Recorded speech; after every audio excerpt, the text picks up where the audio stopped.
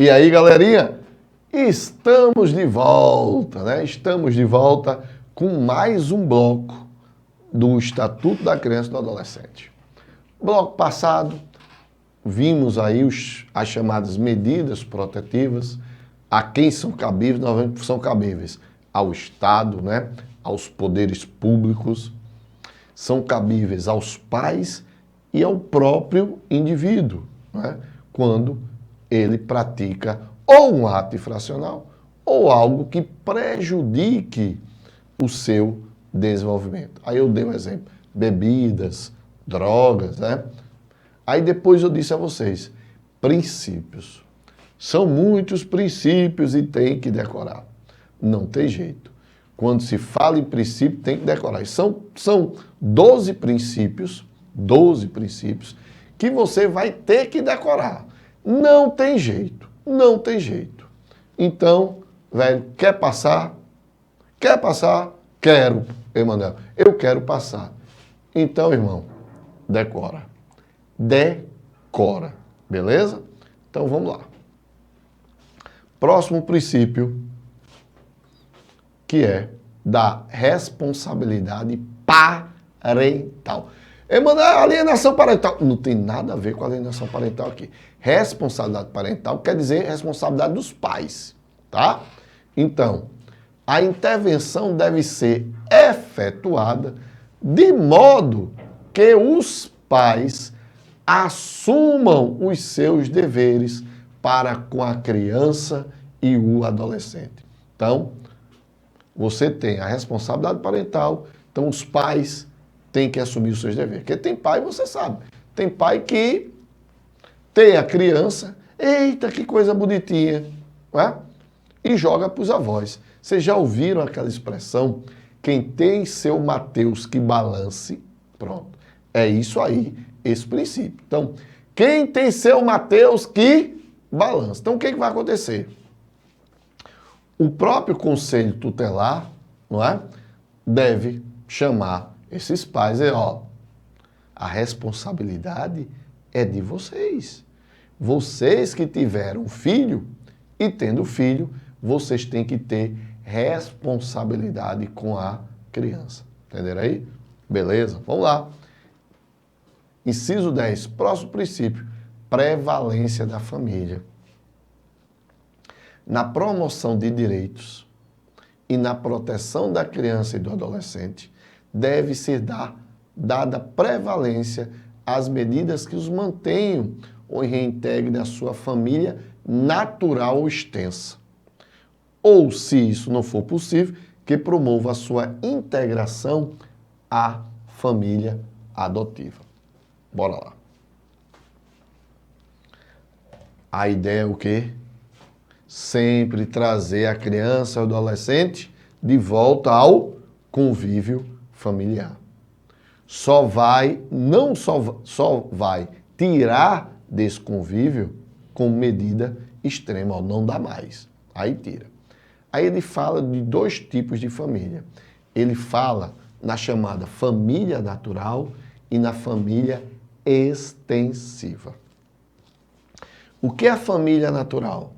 É a formada pelo pai, é a formada pela mãe e pelos irmãos. Essa é a família natural da criança. E o que é a família extensiva? Tios, avós, primos, bisavós. Então, isso é a família extensiva. Então, não sendo possível voltar essa criança, não é? A reintegração, a integração à família, tanto natural como a família extensiva, então o que vai acontecer? Essa criança, esse adolescente, vai ser levada a uma família adotiva. Então, não dá mais. O seio familiar é impossível para o convívio dessa criança, desse adolescente. Então, ela deve ser encaminhada para uma adoção, que é a famosa família substituta. Lembre, eu já disse a vocês, que a família substituta, não é? pode ser referente ao quê? À guarda, à tutela e justamente à adoção, tá? Mas, mais uma vez, o princípio é da prevalência da família. Então, deve-se sempre prevalecer, deve-se sempre buscar a reintegração, a integração ou com a família, não é? Nata, não é? Ou com a família natural, pai, mãe, irmãos, ou com a família extensiva, avós, tios, primos e assim sucessivamente. Obrigatoriedade da informação.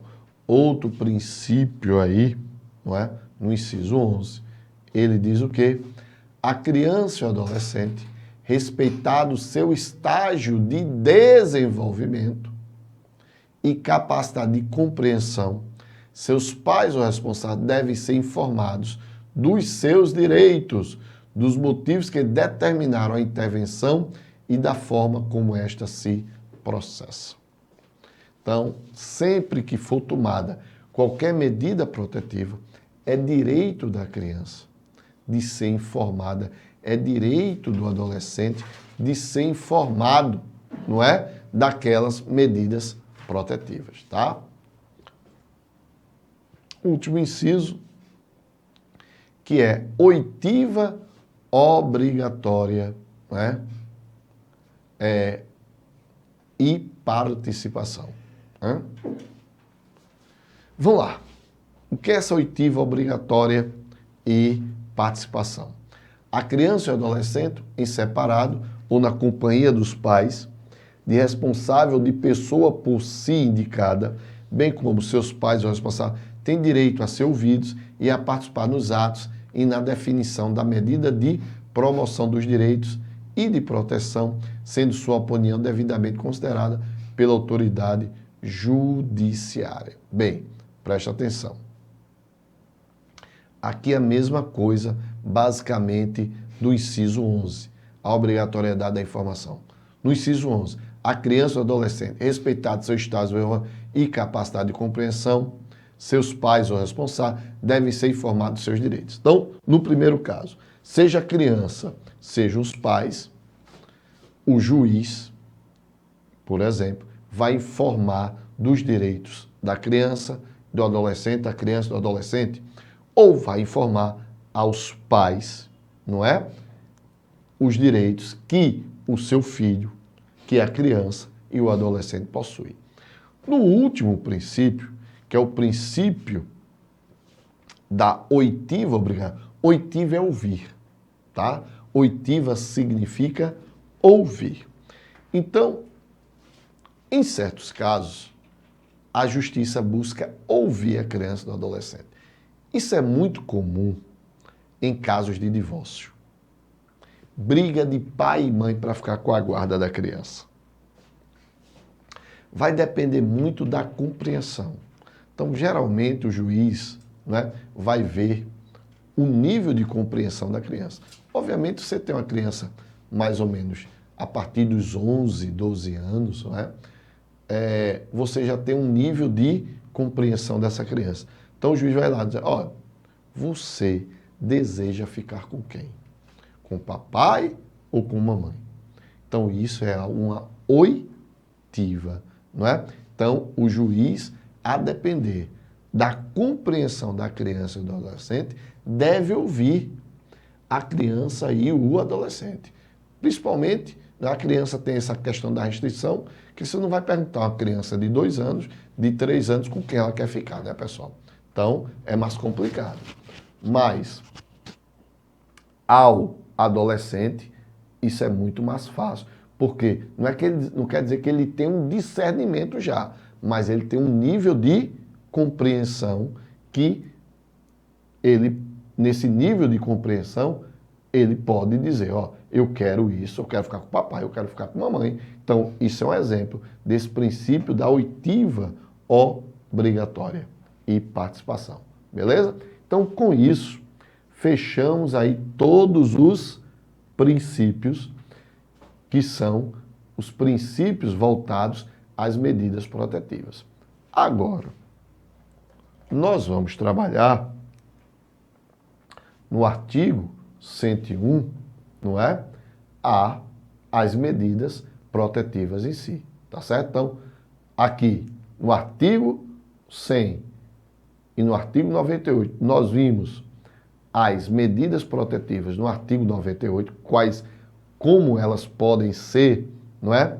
Violadas ou ameaçadas.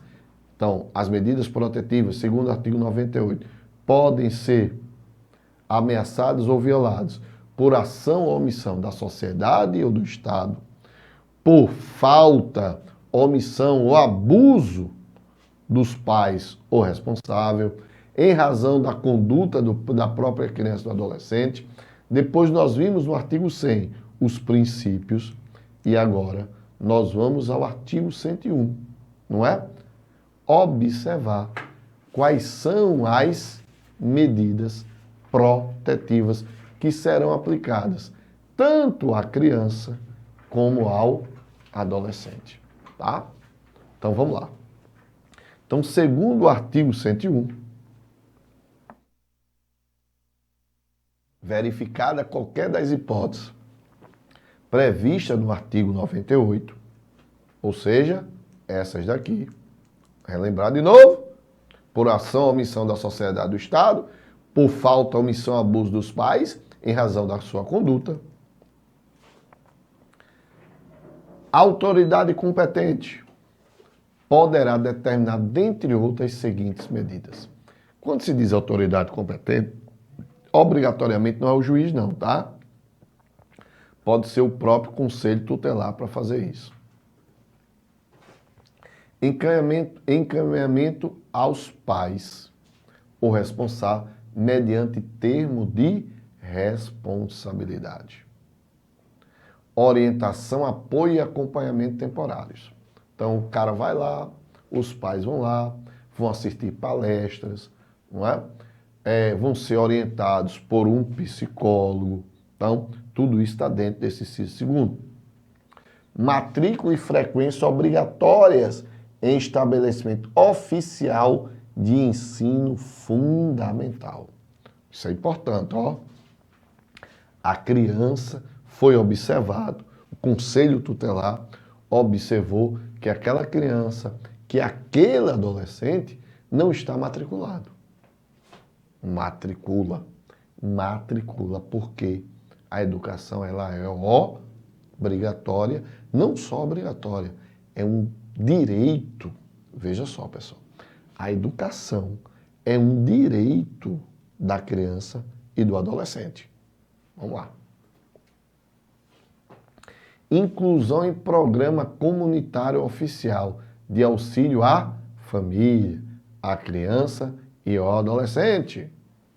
Inclusão em serviços e programas oficiais ou comunitários de proteção, apoio e promoção da família, da criança e do adolescente. Requisição de tratamento médico, psicológico ou psiquiátrico em regime hospitalar ou ambulatorial. Então, a criança, o adolescente, a criança, está utilizando drogas, então ele vai ser encaminhado, não é? Uma requisição para ele ter um tratamento médico, não é? Ou até mesmo psicológico, hospitalar ou ambulatorial. Inclusão em programa oficial comunitário de auxílio, orientação e tratamento a alcoólatras e toxicomanos.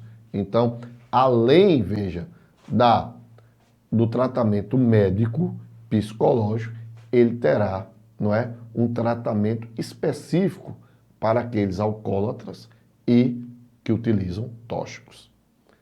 Abrigo em entidade, acolhimento institucional.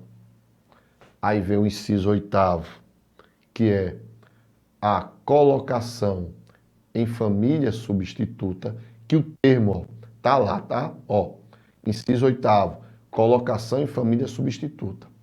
Nesse caso, não é, foi trocado o termo. Hoje, a redação dada pela Lei 2009 trocou o termo colocação em família substituta por inclusão em programa de acolhimento familiar. Por quê? Porque família substituta, a ideia é de quê? De tirar a criança e colocar lá, não é? Nesse caso, não.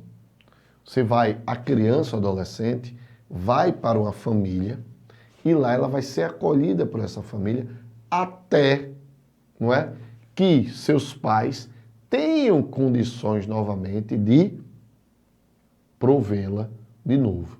Então veja, quando eu digo família substituta, é tirar ela e dar a família, a outra família, por exemplo, a adoção. Nesse caso de acolhimento familiar, não. A criança vai para uma família, vai ser acolhida por uma família, enquanto, não é, seus pais não têm condições de cuidar dela, seja por motivos psiquiátricos, médicos, tá certo? Tranquilo? Então ela não vai ser adotada. Mas por que ela não vai ser logo adotada, Emanuel? Simples. Porque sempre a ideia de quê? Da integração familiar. Voltar a criança e adolescente à sua família. Tá? Sempre a ideia é essa, pessoal. Então, por quê? Porque a ideia daquela família é o ideal. Vocês já escutaram, viram, assistiram novelas, filmes? Crianças adotadas, quando elas chegam na adolescência e na fase adulta, o que elas sempre querem? Conhecer a família biológica, não é isso? Ah, eu quero conhecer a minha família biológica. Por isso que sempre o Estado, sempre o poder público deve criar condições para que essa criança adolescente volte ao seio da família. Ela só não vai voltar se realmente for impossível. Tá certo?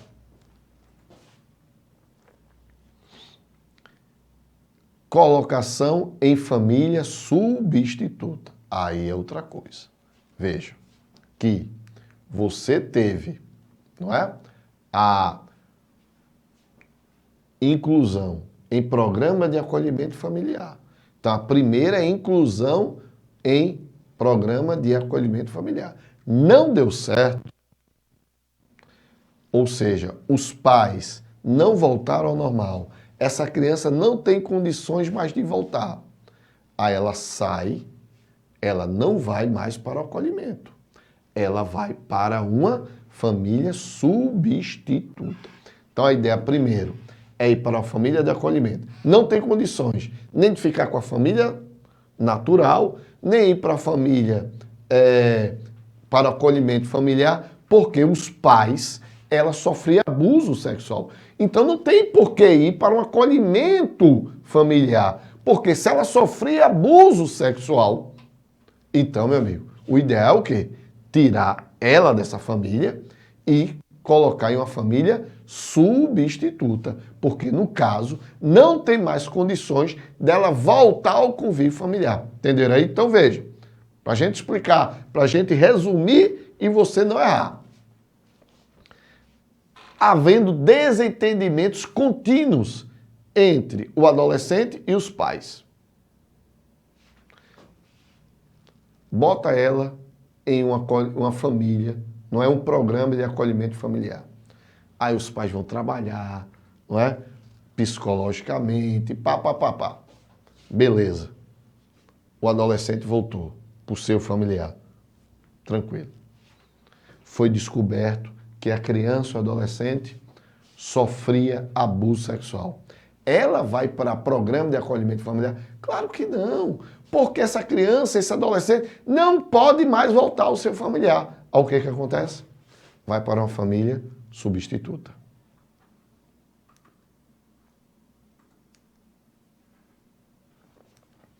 Cento e três.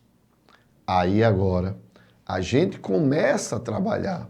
Então saímos das medidas protetivas, artigo 98, 100, não é? 101, e agora a gente vai para o artigo 103. Nós vamos trabalhar os chamados atos infracionais. Então, a partir de agora, a gente começa a trabalhar os atos infracionais. Entre as medidas protetivas e os atos infracionais, o que mais cai são os atos infracionais. Eu não estou dizendo que não cai as medidas protetivas. Eu não disse isso. Eu disse que entre as medidas protetivas e os atos infracionais, nas provas costuma mais cair os atos infracionais. Bem, o importante é que você tem que estudar os dois, tá certo? Então vamos lá ao artigo 106, que ele diz: considera-se ato infracional a conduta descrita como crime ou contravenção penal. Já falei para vocês, coloquei aqui no quadro, blocos passados. O indivíduo cometeu um ato infracional, o ato infracional corresponde a um crime ou contravenção. Qual é a diferença? É que no crime ou na contravenção, o indivíduo vai sofrer uma pena privativa de liberdade. Já a criança ou adolescente, não. A criança sofre o quê? Medida protetiva e o adolescente ou medida protetiva ou medida socioeducativa. Aí o artigo 104 justamente diz por que eles não podem ser penalizados com pena privativa de liberdade. Já falei sobre isso, mas vamos de novo. Porque são penalmente inimputáveis, né? Então o artigo 104 diz: são penalmente inimputáveis os menores de 18 anos, sujeito às medidas previstas nesta lei. Parágrafo único. Para os efeitos dessa lei, deve ser considerada a idade do adolescente, a data, grifa aí, a data do fato. Como assim, Manuel? Bora lá! Zezinho tem 17 anos. Zezinho tem 17 anos. E vai completar 18 anos amanhã. Então vai completar 18 anos amanhã. Hoje são 21 de maio de 2019. 21 de maio de 2019. E no dia 22 de maio, Zezinho, 2019, Zezinho completa 18 anos. Ó. Aí vamos pra balada. Pra balada, começa Zezinho, ó, só entornar. Já tá errado que não podia vender e nem o estabelecimento vender bebida alcoólica. Mas, como não há fiscalização, Zezinho, ó, tec, na bebida, papá, aí encontra um desafeto seu. Aí diz, rapaz, eu já tô bicado, não é? Ah, não tinha coragem de bater nesse cara, mas agora eu tenho. Aí, ó, tome cacete no seu desafeto. Tome cacete no seu desafeto. Ele bateu tanto no cara, esse cara foi levado ao hospital. E no dia seguinte, esse cara morreu. No dia seguinte, esse cara morreu. No dia seguinte, Zezinho completa o quê? 18 anos. Pessoal, isso é uma pergunta típica de prova, tá? Zezinho completar 18 anos no dia seguinte, e foi nesse dia seguinte que o cara morreu. A pergunta é, Zezinho cometeu crime? Zezinho cometeu crime?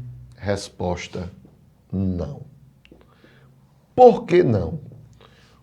Porque o Estatuto da Criança e do Adolescente, ele segue princípios de direito penal.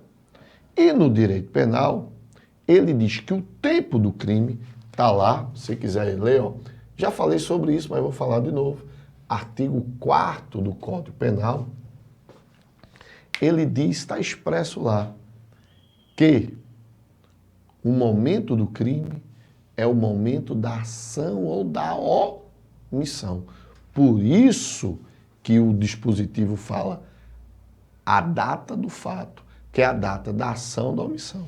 Ou seja, se ele cometeu essa ação ou omissão no dia 21, ele tinha quantos anos? 17. Então ele cometeu ato infracional. Ele cometeu ato infracional. Isso quer dizer que ele vai sofrer, não é, as medidas previstas como medidas socioeducativas. Se foi a criança, o ato infracional praticado por ela vai corresponder às medidas protetivas no artigo 101. Beleza? Então, observa-se o quê? A data da ação ou da omissão. Ele tinha, na data da omissão, quantos anos? 17. E o cara morreu quando? Ele morreu quando ele tinha 18 anos. Morreu no outro dia. Não importa. Não importa. Por quê? Porque o que importa é a data do fato. Teoria da atividade. Então, no Código Penal, no artigo 4º, a gente chama isso de teoria da atividade. Beleza? Então, vamos lá, o artigo 101. Esse 101 eu acabei de falar, né? O ato infracional praticado por criança corresponderá às medidas previstas, ou seja, as medidas protetivas, não é? Lá do artigo 101. Beleza, pessoal? Então vamos fazer o seguinte. De novo, para a gente não começar um dispositivo e partir esse dispositivo. Então vamos ficar aqui nesse bloco. Próximo bloco, a gente continua com mais Estatuto da Criança e do Adolescente. Até mais.